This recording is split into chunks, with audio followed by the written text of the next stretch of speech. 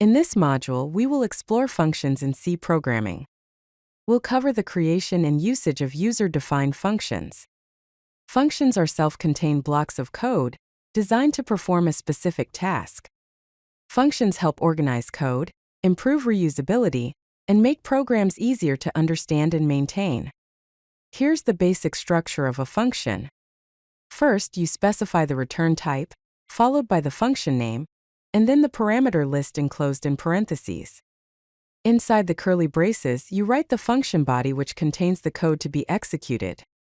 Optionally, you can use the return keyword to return a value. For example, here's a simple function called add that takes two integer parameters, a and b, and returns their sum. Let us understand the difference between function declaration and function definition. A function declaration, also called a function prototype, tells the compiler about the function's name, return type, and parameters, including their types and names. A function definition includes all the components of the declaration, along with the function body, which contains the actual code that implements the function's behavior. Here's an example. First, we declare the function calculateSum that takes two integer parameters, a and b, and returns an integer. Then we define the function, providing the implementation to calculate the sum of a and b. Finally, to use the function in the main function, we declare two integers x and y, and assign them values 5 and 10 respectively. Then we call the calculateSum function with x and y as arguments, and store the result in the sum variable. After that, we use printf to display the sum. Now let's delve into function parameters and return values. Parameters are variables that receive values when a function is called.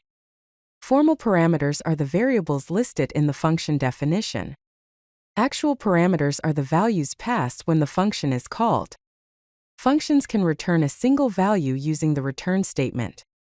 The return type must match the function's declared return type. Here's an example. The function calculateArea takes a float parameter named radius. Inside the function, the constant pi is defined. Then area is calculated. Finally, the area is returned. The main function then calls this function and the result is printed on the console. Next, let's discuss void functions and parameters.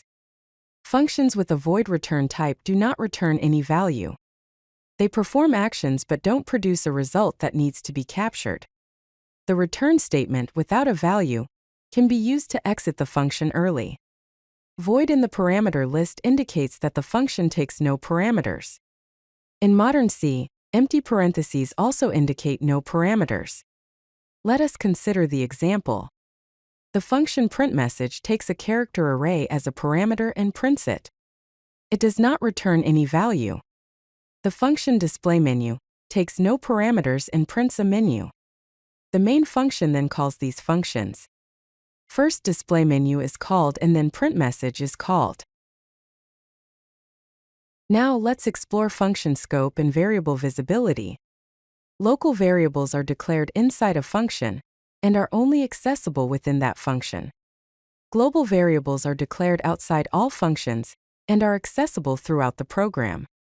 Variables declared inside a block, which is a section of code enclosed in curly braces, have block scope and are only visible within that block. Consider the example. The variable globalVar is a global variable and can be accessed from anywhere in the program. The function example function has a local variable named localVar. Inside this function there is a block. Inside the block, the variable blockVar is declared. It is only accessible within that block. The scope diagram shows the global scope, function scope, and block scope. Let us discuss some best practices for working with functions. Each function should do one thing and do it well, following the principle of single responsibility. Use clear, action-oriented function names that accurately describe what the function does. Keep functions short, aiming for around 20 to 30 lines of code maximum per function to improve readability and maintainability. Provide proper documentation for each function, including descriptions of parameters, return values, and overall behavior. Here's a complete function example. The function calculateAverage takes an array of integers and its size as input and calculates the average. It checks if the size is less than or equal to 0 and returns 0.0 if it is. It iterates through the numbers array and adds the numbers. Then it returns the average. The main function defines an array named data and calls the function to calculate the average. If you like this video, hit that like button and don't forget to subscribe. Visit codelucky.com for more such useful content.